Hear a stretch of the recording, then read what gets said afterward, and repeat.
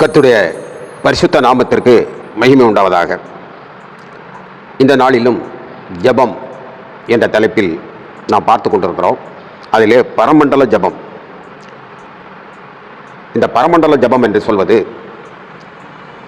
கர்த்தருடைய ஜெபம் அல்ல, அதற்கு மாறாக கர்த்தருடைய ஜெபம் யோவானின் சுவிசேஷம் 17ஆம் அதிகாரத்தில் இருக்கிறது. இது சீடர்கள் கர்த்தராகிய இயேசு கிறிஸ்துவை நோக்கி எங்களுக்கு ஜெபம் பண்ண கற்றுத்தாரும் என்று கேட்ட பொழுது இந்த ஜெபத்தை அவர் கற்றுக் கொடுக்கிறார். இது கிறிஸ்து நாம் எப்படி ஜெபிக்க வேண்டும் என்று நமக்கு கற்றுக் கொடுத்த ஜெபம்தான் இந்த பரமண்டல ஜெபம். ஆகவே மத்தேயு 6ஆம் அதிகாரம் 9ஆம் வசனத்திலே சொல்கிறார், நீங்கள் ஜெபம் பண்ண வேண்டிய விதமாவது, பரமண்டலத்தில் இருக்கிற எங்கள் பிதாவே, உம்முடைய நாமம் பரிசுத்தப்படுவதாக, உம்முடைய ராட்சியம் வருவதாக, உம்முடைய சித்தம் பரமண்டலத்திலே செய்யப்படுகிறது போல பூமியிலேயும் செய்யப்படுவதாக. எங்களுக்கு வேண்டிய ஆகாரத்தை இன்று எங்களுக்கு தாரும். எங்கள் கடனாளிகளுக்கு நாங்கள் மன்னிக்கிறது போல எங்கள் கடன்களை எங்களுக்கு மன்னியும். எங்களை சோதனைக்குட்பண்ணாமல் தீமை நின்று எங்களை ரட்சித்து கொள்ளும். ராட்சியம் வல்லமையும் மகிமை என்றென்றைக்கும் உம்முடையவைகளே, ஆமே என்பது. இப்படி ஜெபிக்கும்படியாக கர்த்தர் கற்றுக் கொடுத்தார். இந்த ஜெபத்திலே சில அர்த்தங்களை நுணுக்கமாக பார்த்தால் நாம் ஜெபிக்கக்கூடிய அனைத்து ஜெபங்களும் இதிலே அடங்கியிருக்கிறது. இந்த ஜெபத்தினுடைய சரியான அர்த்தத்தோடு நாம் ஜெபிக்காமல் இருக்கிற பொழுது தேவன் நம்முடைய ஜெபத்தை அவர் கேட்க மாட்டார். ஏனென்றால் வேதத்தை கேளாதவனுடைய ஜெபத்தை தேவன் அருவருப்பாக எண்ணுகிறார். 100க்கு 100 வேதத்தை கேட்டு அதன்படி நாம் ஜெபிக்கின்ற பொழுதுதான் அந்த ஜெபமானது மற்றவர்களுக்கும் கிரியை செய்யும், நமக்கும் நன்மைகளை வாங்கி தரக்கூடியதாக இருக்கும். ஆகவே ஜெபம் என்பது மிக மிக அவசியமானது. அது தேவன் கற்றுக் கொடுத்த வகையிலே இதை மட்டும் மனப்பாடமாக சொல்லிவிடுவதல்ல, இதில் இருக்கக்கூடிய 1000 அர்த்தங்கள், மனிதனுடைய கற்பனைக்கு எட்டாத அர்த்தங்களெல்லாம் இதில் இருக்கிறது. அதெல்லாம் ஆவியானவர் விளக்கி சொல்கின்ற பொழுது பல கோணங்களிலே நாள் முழுவதும் நாம் ஜெபித்து கொண்டிருக்கக்கூடிய அளவிற்கு இந்த ஜெப குறிப்பானது நமக்கு கொடுக்கப்பட்டிருக்கிறது. இப்போ பாருங்கள், நீங்கள் ஜெபம் பண்ண வேண்டிய விதமாவது, பரமண்டலத்தில் இருக்கிற எங்கள் பிதாவே, உம்முடைய நாமம் பரிசுத்தப்படுவதாக என்று சொல்லப்பட்டிருக்கிறது. அதாவது கர்த்தருடைய நாமம் பரிசுத்தப்படுவதாக. அதாவது நீர் படைத்த நாங்கள், உம்முடைய மக்களாகிய நாங்கள் இந்த நாளிலே உமக்கு விரோதமான காரியங்களை செய்து, உமக்கு விரோதமான வழிகளில் நடந்து, நீர் விரும்பாத தீமையான காரியங்களை நாங்கள் செய்தபடியினால் அங்கே தேவனுடைய சித்தம் பார்கள் பரமண்டங்களிலே உம்முடைய நாமம் பரிசுத்தப்படுவதாக. பரிசுத்த குலைச்சல் ஏற்படக்கூடிய அளவிலே ஒரு காலத்தில் லூசியேல் என்று சொன்னவன் ஒரு கலகத்தை உண்டு பண்ணி அந்த தூதர்களுடைய இதயத்திலே ஒரு பரிசுத்த குலைச்சலை உண்டு பண்ணினான். தேவனை மீறுவதெல்லாம், பெருமை போன்ற காரியங்கள் நிறைந்து விடுவதெல்லாம் பரிசுத்த குலைச்சலாகும். ஆகவே எங்களால், நாங்கள் அதற்கு பின்பு மனிதர்கள் நாம் படைக்கப்பட்டோம், எங்களால் நீர் உண்டாக்கின நாங்கள், எங்களால் இந்த விழுந்து போன பிசாசுடைய கிரியைகளின்படி நடந்து உம்முடைய நாமத்தை மீண்டும் பரலோகத்திலே நாங்கள் பரிசுத்த குலைச்சலுக்கு நேராக இருக்கிறோம். எப்படி இது நடந்து கொள்ள வேண்டும்? அங்கு பரிசுத்தம் இல்லையா என்று கேட்கலாம். தேவனாய் கர்த்தர் பரிசுத்தர் பரிசுத்தர் பரிசுத்தர். இப்போது ஒரு அரசன் இருக்கிறார் என்று வைத்துக் கொள்ளுங்கள். அவருக்கு என்னதான் வெண் தாமரைகளை வீசி பல பாடல்கள் பாடி அவரை அழகுபடுத்தி மகிமைப்படுத்தி அவரை வரவேற்று அவரை உற்சாகமாக துதிபாடி கொண்டு இருந்தாலும் கூட ஒரு விஷயத்தை தெரிந்து கொள்ள வேண்டும். தான் பெற்ற பிள்ளை அவன் சீரழிவான நோக்கிலே சீரழிந்து கொண்டு இருக்கின்ற பொழுது அவருடைய எண்ணமானது வேதனைப்படும். அதைத்தான் இங்கு சொல்லப்பட்டிருக்கிறது.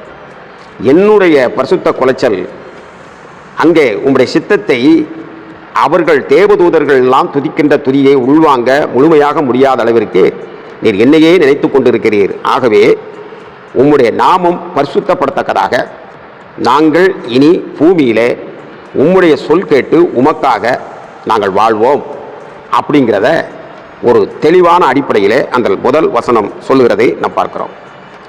இரண்டாவது வசனம் என்ன சொல்கிறது? உம்முடைய ராட்சியம் வருவதாக, உம்முடைய சித்தம் பரமண்டலத்திலே செய்யப்படுவது போல பூமியிலேயும் செய்யப்படுவதாக.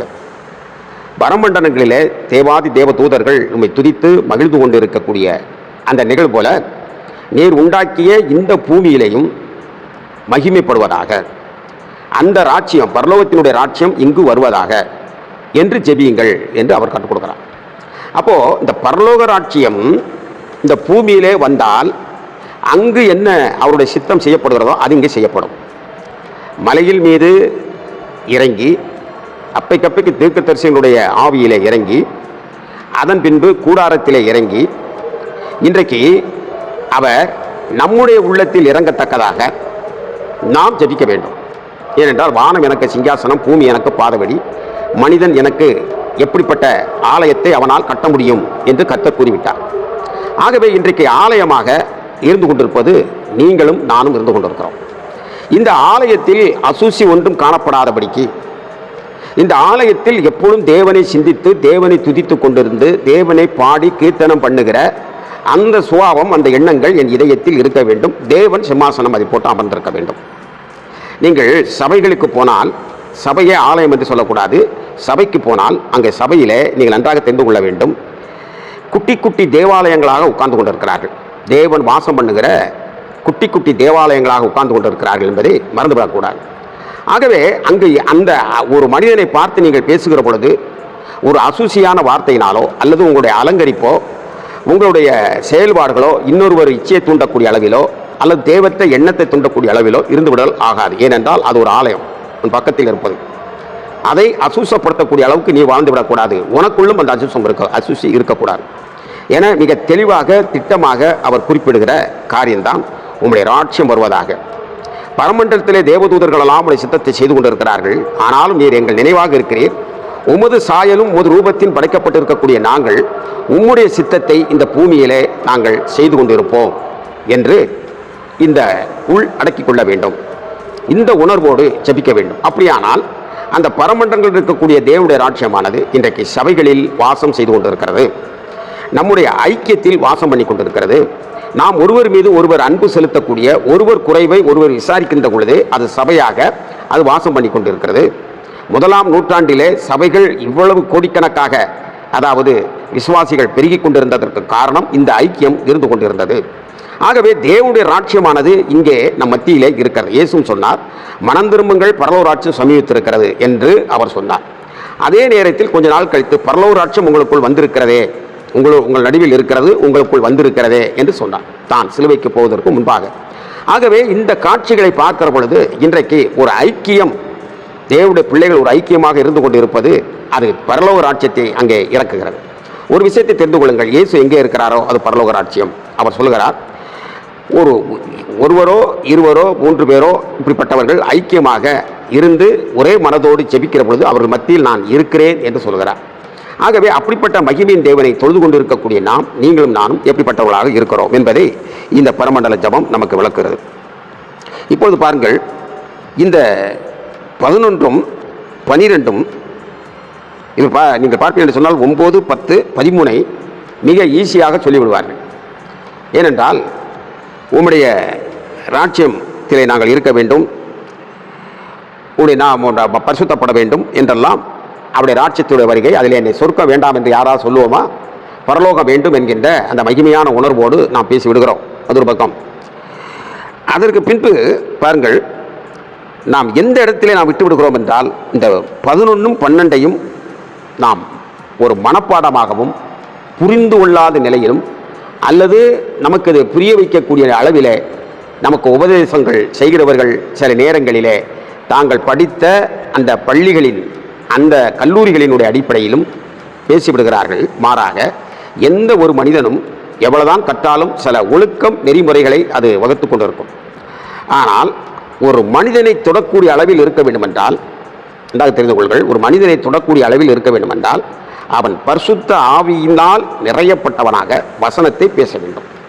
யோவான் அப்படி, ஸ்தேவான் அப்படி பேசினபடினால், பரிசுத்தாவினால் நிறைந்தவனாக பேசினபடினால்தான் அவனை கொலை செய்தவர்களில் ஒருவனாக இருந்த சவுல் என்கிறவர் பிற்காலத்திலே பவுலாக மாறி அநேக சத்தியங்களை இவ்வுலகத்திற்கு தேவனுடைய ரகசியங்களை வெளிப்படுத்தக்கூடியவராக மாறினார் என்றால் அதற்கு காரணம் ஸ்தேவான் என்று சொல்லுகிறவர் பரிசுத்த ஆவினால் நிறைந்து பேசினார்.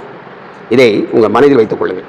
ஆகவே மூளையின் அறிவினால் பேசிவிட்டு ஜனங்கள் ரட்சிக்கப்படவில்லை என்று அவர்கள் மேல் குற்றம் சாட்டுகிற மூடத்தனமான ஊழியக்காரர்கள் இன்றைக்கு 2/3 மும்மரத்திலே அவர்கள் போய்கொண்டிருக்கிறார்கள். அதற்கு அப்படிப்பட்டவர்களெல்லாம் தாங்கள் ஒரு யுக்தியை வைத்திருக்கிறார்கள். வேதத்துக்கு விரோதமாக அற்புதம், அடையாளம், அது இது என்று சொல்லி அவன் சத்தியத்திற்குள் வளர்ந்திருக்கிறானா, சரியாக இருக்கிறானா, அவன் இன்னும் 10 வருஷம் இருந்தால் அவனால் தேவனுடைய ராஜ்யம் எப்படி கட்டப்படும் என்பதை விளங்கிக் கொள்ளாமலே நிலையானவர்கள் ஏதேதோ அவர்கள் செய்து கொண்டிருக்கிறார்கள். அவர்களோடு சில நேரங்களில் சாத்தானும் உடன்படிக்கை பண்ணிக்கொண்டு இப்படிப்பட்ட காரியங்களை அவன் செய்து விடுகிறான். மிக ஜாக்கிரதையாக விசுவாசிகள் இருக்க வேண்டும் என்பதை நான் விரும்புகிறேன். பாருங்கள், அப்போ இந்த இடத்திலே எங்களுக்கு வேண்டிய ஆகாரத்தை என்று எங்களுக்கு தந்தார். இது யாருமே கடைபிடிப்பதில்லை. வறுமை கோட்டுக்கு கீழே இருக்கிறவர்கள் ஏன் கிறிஸ்துவை அதிகமாக அண்டிக் கொண்டார்கள்?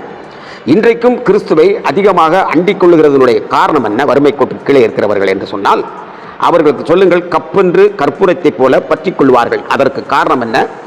அவர்கள் அன்றன்று எங்களுக்கு ஆகாரம் கிடைத்தால் போதும் என்று கிறிஸ்துவை அறியாத நிலையிலே ஏதோ ஒரு கடவுளை ஏங்கி செய்வது போல சொல்கிறார்கள். அவர்களுக்கு இந்த வசனத்தை விளக்கி அதில் இருக்கக்கூடிய பண்புகள், அதில் இருக்கக்கூடிய செயல்களை, கிரியைகளை நாம் விளக்கி சொன்னால் அவர்கள் உடனே பற்றி கொள்ளுகிறார்கள், பிடித்துக் கொள்கிறார்கள். ஆனால் இந்த பணக்காரர்கள் மத்தியிலே பகட்டாக வாழுகிறேன் என்று சொல்லுகின்ற கிறிஸ்தவர்கள் இன்னும் உலகத்தில் அநேக நபர்கள் கோடி கோடியாக பேங்கிலையும் அதிலையும் வைத்துக்கொண்டு நானும் என் பிள்ளைகளும் வரும்போது அப்படியே அவர்கள் பார்த்து வாய் மேல் கையை வைத்து பொறாமை எல்லோரும் பட வேண்டும், அதாவது பெருமைப்பட வேண்டும் என்று சொல்வது ஒரு பக்கம், பொறாமைப்பட வேண்டும். அதற்கு பின்பு திருஷ்டி பூசணி என்று சொல்லி கோமாளியை கொண்டு ஒரு கோமாளி வைக்கப்புரியையும் திருஷ்டி பூசணியும் ஒரு அழகான வீட்டிலே கட்டி வைத்து விடுவார்கள். இப்படியெல்லாம் நிறைய பேர் நடக்கிறார்கள். இல்லை என்றால் சொன்னால் சிலுவை சிலுவை சிலுவை சிலுவை என்று போட்டு வைத்திருப்பார்கள். ஏன் காரணம் என்ன என்று சொன்னால் இந்த வசனத்தை அவர்களால் ஏற்றுக்கொள்ள முடியாது. ஏற்றுக்கொள்கிறேன் என்கிறவர்கள் உங்களுடைய மனச்சாட்சியை தொட்டு சொல்லுங்கள். இடது பக்கத்தில் உங்கள் இருதயத்திலே கையை வைத்து உங்களுடைய மூச்சை விட்டு சொல்லி பாருங்கள். ஒரு நாளும் முடியாது, சொல்ல மாட்டீர்கள். ஆனால் சொன்னார்கள், சொன்னவர்கள் இருந்து கொண்டு இன்றைக்கும் இருக்கிறார்கள். அவர்கள் தங்களை சுய விளம்பரமாக அவர்கள் தெரிவிப்பதில்லை. ஆகவே எங்களுக்கு வேண்டிய ஆகாரத்தை இந்த வானமும் பூமியும் மனிதனும் மனுக்குலமும் பரலோகமும் பூலோகமும் இவைகள்லாம் உண்டாக்கப்படுவதற்கு என்பதாக ஒருவர் இருந்தார். அவர் நம்முடைய கர்த்தராகிய இயேசு கிறிஸ்து, நம்முடைய ஒரே பேரான இறைவன். அவர் இந்த நாளிலே இன்றைக்கு தெரிந்து கொள், இன்றைக்கு என்ன தேதி? இன்றைக்கு 6/4/2024 ஏப்ரல் மாதம். இந்த நாளில் இந்த ஜெபரத்தனத்திற்கு நான் என்ன கொடுக்க வேண்டும் என்று யோசித்து தீர்மானித்தாரோ அதைத்தாரும் என்று கேட்கிறது தான் ஜெபத்தினுடைய சரியான பக்குவம். நீ அதை வாங்கி புசித்தால் நிச்சயமாகவே உன்னுடைய சரீரத்தில் இருக்கக்கூடிய வியாதிகள் வராது, வந்தாலும் போய்விடும். இது கொஞ்சம் வித்தியாசமாக இருக்கும். இதுக்குள்ளே நான் நேரத்தை செலவழிக்க விரும்பவில்லை. ஏனென்றால் தேவன் தருகின்ற ஆகாரத்தில் எந்த விதமான குறைபாடுகளும் இருக்காது, நம் உடலை கோளாறாக ஆக்கவும் செய்யாது. இதற்கு வேதத்தில் அநேக உதாரணங்கள் இருக்கின்றன. அதை நாம் ஒரு நாள் அதை சரியாக பார்ப்போம். ஆகவே இன்றைக்கு எங்களுக்கு நியமித்தார். அப்படின்னா என்ன அர்த்தம்? ஒரு மனிதன் தன்னுடைய பேங்கில் எவ்வளவு அக்கவுண்ட் கூடிக்கொண்டு 1000, 100, 1000, கோடி, லட்சம், கோடி என்று பெருகிக்கொண்டே போய்கொண்டிருக்கிறதோ, ஒரு நாள் நீ உன்னுடைய லாக்கரில் வைத்திருக்கக்கூடிய தங்கம் இன்று சனிக்கிழமை என்று வைத்துக் கொள்ளுங்கள், 6/4/2024 சனிக்கிழமை. இன்றைக்கு உன்னுடைய பேங்கில் அக்கவுண்ட் எவ்வளோ இருக்கிறதோ, எவ்வளோ பணம் நீ வைத்திருக்கிறாயோ, அது எவ்வளோ பேர் சாப்பிட முடியுமோ அவ்வளோ பேர் பட்டினியாக கிடக்கிறான். இந்த ரகசியம் உங்களுக்கு தெரியுமா? சாவுகிறன் விடுகிற மூச்சு போல் இருக்கிறது என்று சொல்லப்பட்டிருக்கிறது. நாம் பணக்காரர்களாக இருக்க வேண்டும், எல்லாம் அவைகள்லாம் நதி போல ஓடிக்கொண்டு இருக்க வேண்டும். ஒரு ஜீவ நதி போல நம்முடைய பணம் ஓடிக்கொண்டே இருக்க வேண்டும்.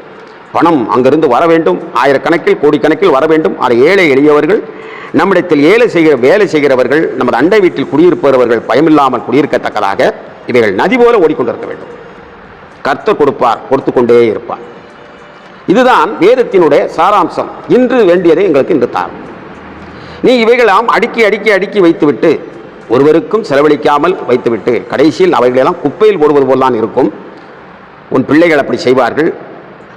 இல்லை என்றால் நீ கேப்ப களியும் உப்பில்லாத களியும் சாப்பிட்டு கொண்டிருப்பாய். இதை விட ஒரு கொடூரம் இருக்கிறதா?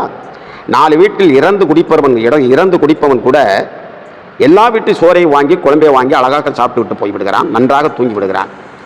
இப்படி நீ ஏழைகளை பாழாக்கி அவர்கள் இன்னும் ஏழைகளாகவே இருக்க வேண்டும் என்று உன் மனதில் வைத்து அவர்களுக்கு ஒரு கெட்ட வீடு இல்லாமல், குடியிருக்க வீடு இல்லாமல், நீ தோட்டமும் துறவும் நீ எக்கச்சக்கமான வீடு வாசல்களையும் வாங்கி போட்டுக்கொண்டு, நிலங்களையும் வாங்கி போட்டு, உன் கண்ணாலே இவருக்கு ஒரு வீடு இருந்தால் நலமாயிருக்கும் என்று நினைத்தாலும் கூட அதை செய்யாமல் இருந்து கொண்டு இருக்கக்கூடிய உனக்கு நீ கடைசி நாட்களிலே எப்படிப்பட்டவனாக இருப்பாய் என்றால் கேப்பக்களி சாப்பிட்டு கொண்டிருப்பாய். அந்த கேப்பக்களி சாப்பிடுவதினாலே மூலம் வந்துவிடும். அந்த மூலம் வருகின்ற பொழுது உன்னுடைய ஆசன கழிவுகளெல்லாம் முக்கி அப்படியே திக்கி திண்டாடி அது அப்படியே முக்கில் இந்த நெஞ்சியிலே பிடித்து கடைசியிலே பாழாகிவிடும். ஏன் ஐஸ்வர்யவான்களை கர்த்தர் அப்படி சொன்னார்?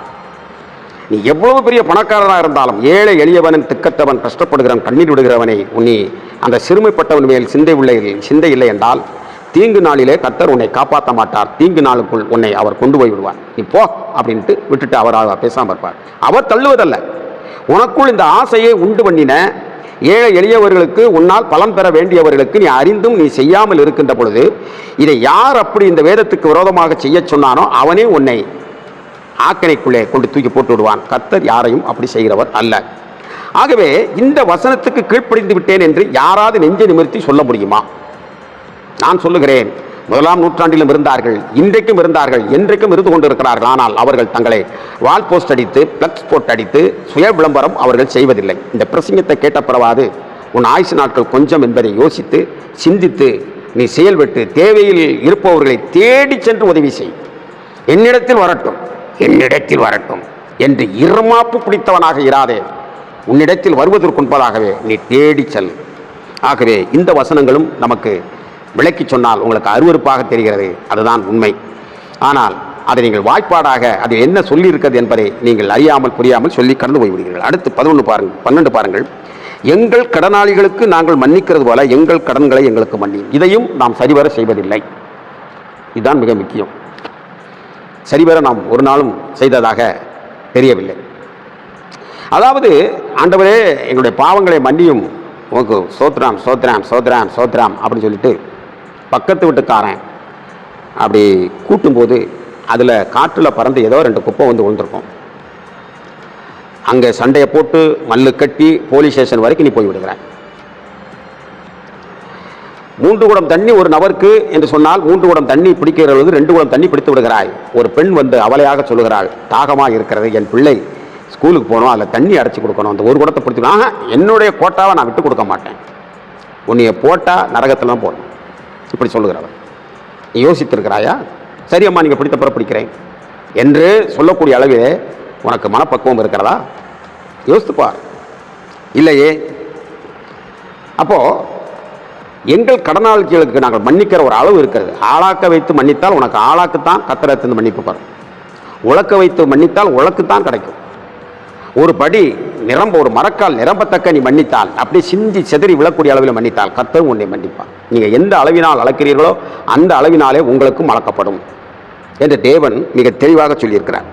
ஆகவே பிரியமானவர்களே, இந்த இடத்தில் எங்கள் கடன் என்று சொல்வது நமக்கு விரோதமாக செய்த பாவங்கள், நமக்கு பல வகைகளில் யாரெல்லாம் உங்களுக்கு அப்படி தெரிகிறார்களோ அவர்களெல்லாம் நீங்கள் மன்னிக்கக்கூடிய ஒரு பக்குவம் பொருந்தினவர்களாக, மன்னித்தும் மறந்து விடுவது போல இருக்க வேண்டும். உடையது அன்னைக்கு தான் உன்னை மன்னிச்சேன் அப்படின்ட்டு இருக்காது. ஆனால் என்னைக்கா ஒரு நாளைக்கு நுங்க எடுத்துருவேன் உன்னைய அப்படின்னு சொல்லக்கூடாது.